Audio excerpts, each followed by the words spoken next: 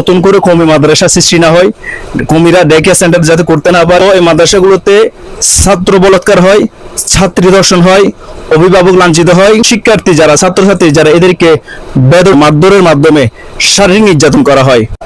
ইতিপূর্বে পতেঙ্গা, বন্দর, হালি শহরে আমরা অনেকগুলো অকারেন্স দেখেছি মাদ্রাসা কেন্দ্রিক। সবগুলো কমি মাদ্রাসার মধ্যে এই দুর্ঘটনাগুলো ঘটেছে। বাচ্চাদেরকে বলাৎকার করেছে, রাতারাতি এলাকাবাসী মেরে মাদ্রাসা বন্ধ করে দিয়েছে। অহরহ ঘটনা ঘটেছে, বিশেষ করে সিমেন্ট করেছেন এরিয়া আমার চোখের সামনে 2-3টা প্রতিষ্ঠান হয়েছে, বন্ধ টিলা হয়েছে, স্টিল মিল হয়েছে।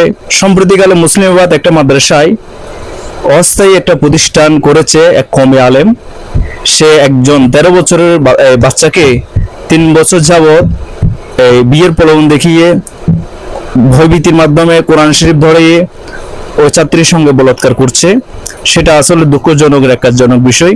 যে সমস্ত এই বাড়ির মালিকরা ধরনের কমি মাদ্রাসাগুলো করার জন্য বাসা ভাড়া দিচ্ছেন, আপনাদের কাছে অনুরোধ করব আপনারা এই কমি আলেমদেরকে তথা ওয়াহাবিদেরকে বাসা ভাড়া দিবেন না, যে তাদেরকে মাদ্রাসা করতে দেবেন না, কারণ তারা অকারেন্স করবে। এবং যদি করতে চায় একজন ভালো জিম্মাদার থেকে স্ট্যাম্প নেবেন এবং এটাকে লোটারি করবেন স্ট্যাম্পটাকে, যে এই ধরনের কোনো অকারেন্স করলে ওই কমি আলেমরা তো পালিয়ে যায়। এরা তো চট্টগ্রামের রাস্তায় বাসিন্দা না, এরা বিভিন্ন অঞ্চল থেকে এখানে আসে, বউরা চাকরি করে, স্বামী এখানে ছেলেপুলে লালন পালন করে। তো এই সমস্ত ব্যক্তিদেরকে আমরা খুঁজে পাবো না। যিনি জিম্মাদার হবে তাকে যাতে আমরা ধরতে পারি, সে যাতে তার মাধ্যমে যাতে ওই ব্যক্তিকে আমরা আইনের আওতায় আনতে পারি।